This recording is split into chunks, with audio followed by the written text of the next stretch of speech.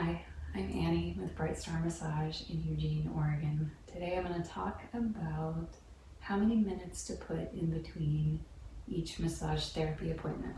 This is a question that a lot of massage therapists have starting out.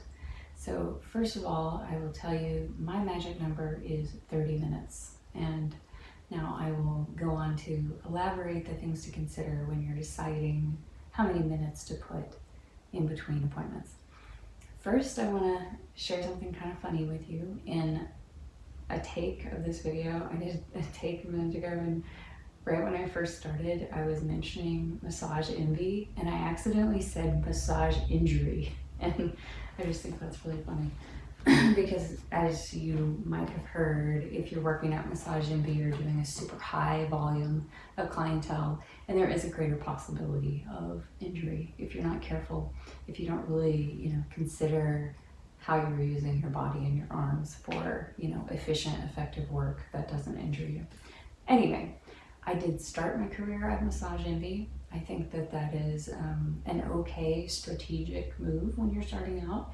I wouldn't hang out there I think I was there for 6 months or so. It's a good place when you're starting to get your hands on a lot of bodies. You get a lot of experience. You're typically doing a very high volume of massage. It's really going to push your limits. When you first start out in your career, you might be young and fresh, but it's a good opportunity to maybe hone your biomechanical skills, learn how you can use your body in a high volume situation to reduce injury, learn how to use it effectively. Anyway, back to timing. At Massage Envy, the appointments are on the hour, like 1 o'clock, 2 o'clock, 3 o'clock. These are 50-minute appointments. That's how it was when I was there. I don't know if they've changed that. So in between, you have 10 minutes. That means you have to end that massage on time, and in between appointments, you're rushing around.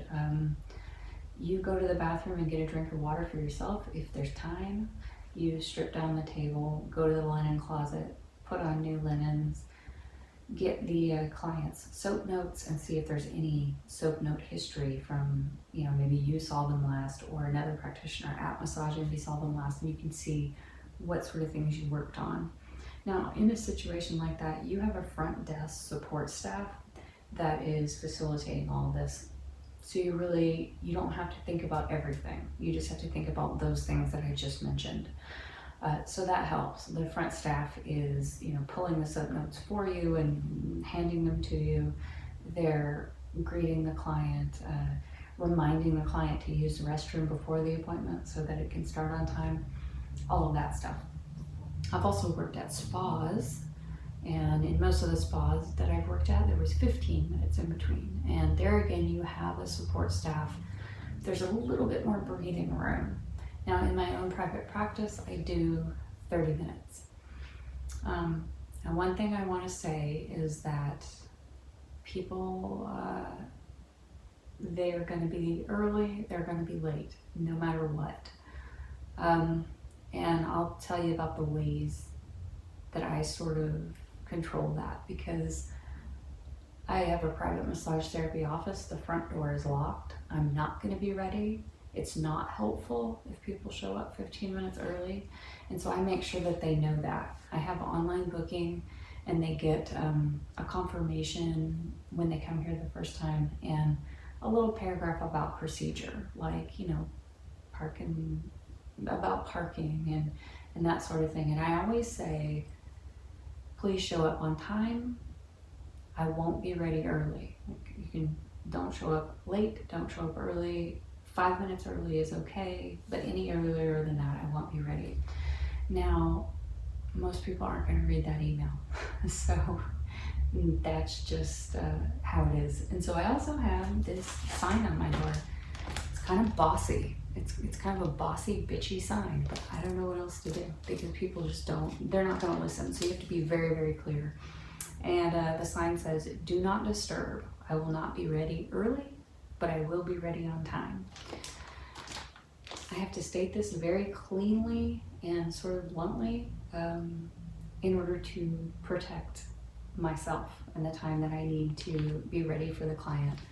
And all of that is to make the service for the client as good as possible. They're gonna get a better service from me if I'm ready. You know, if they're knocking on the door 15 minutes early and I'm just like trying to eat a snack or like brushing my teeth, you know, I'm saying I'm doing all this so that I can be ready for them. And then when I am ready, I flip over the sign, green means go, and it says, I'm ready. If you have an appointment, please knock. I have to specify that they should knock because I do keep the door locked, and some people just try to open the door. It doesn't work.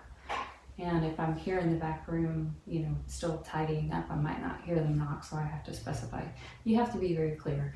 And it's okay to be a little bossy initially when you meet clients, because, you know, once you get the procedure down, everything runs smoothly, and then they meet you and they're like, oh, she's not bossy. You kind of have to be about those procedural things. You have to draw the boundaries really clearly, or else it's total chaos. People will show up 25 minutes early or 30 minutes late. You just have to be very clear about that. So during that 30-minute time, things that I do are cleaning the floors. I'm very fastidious in my between appointment routines. I do a lot of ashiatsu, and I want the floors to be clean. So I have laminate flooring, and I also have yoga mats on either side of the massage table. And I strip the linens off. I put the yoga mats one at a time on the table and wipe them down. Wipe down one, put the other one on top, wipe it down, and then I mop the laminate flooring just with alcohol to get the greasy footprints off.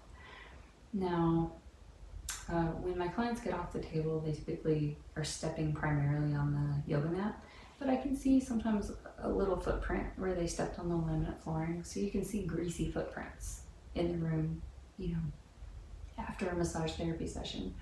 Now, something to think about, if that was carpet, you wouldn't be able to see those greasy footprints, but they would still be there. And that, in my opinion, is why carpet is disgusting.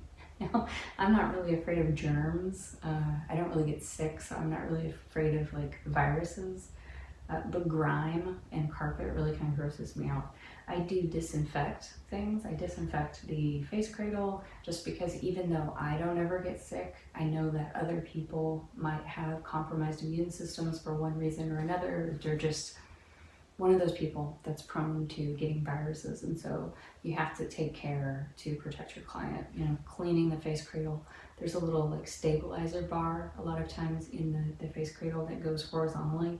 Clean that off because, you know, people are exhaling and germs can get all over that, all over the mechanism. So I clean up in between appointments. I look at my phone, at any emails, texts, direct messages to see if anything needs, you know, my attention right away. And if it's something simple I can respond to, like a quick text, I'll do that. Or I might just send a text saying like, hey, I got your message. I'm totally swamped right now, but I will get back to you about this tomorrow morning, just so they know you got the message. And also in between appointments, I will look at my phone, and I've got, I use MassageBook, and the soap notes are all integrated. They're all HIPAA compliant, totally secure, and I can access them on my phone. So say if Bill is coming, then I pull up Bill's chart and I look at what we did last time. If he hasn't been in a while, like 6 months, I might really need a refresher. Like, oh, he was having pain in his lower back. I feel like his left quadratus lumborum is tight. And also he mentioned that his wife is going through cancer. You want to remember that. You probably will. If someone tells you that their wife is going through cancer, you'll probably remember it. But if you're seeing like a really high volume of clients and you didn't see this guy, you know, recently, then it's nice to have a refresher. So look at my notes, clean up, maybe eat a snack if I need to, go to the bathroom, drink some water. I just do take care of everything, make sure that it's perfect so that when the client arrives, there's not a feeling of anything being rushed.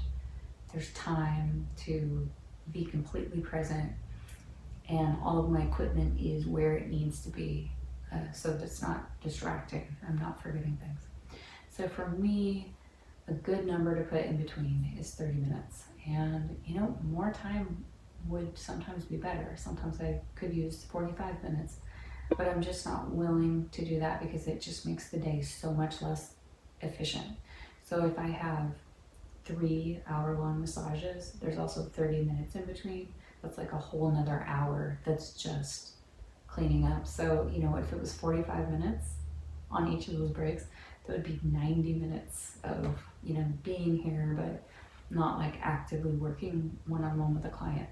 So I just do my best to keep everything super organized, and I'm just very, very routine about my procedures so that it's almost impossible to forget to do something because it's so automatic. And over the 13 years, I've really thought about the most efficient way to run the office, and also the most efficient order to do the tasks. And you know, it makes sense to do this before that and just keep everything running efficiently. So anyway, that's my personal answer to that question: how many minutes to put in between appointments. I hope that was helpful for you.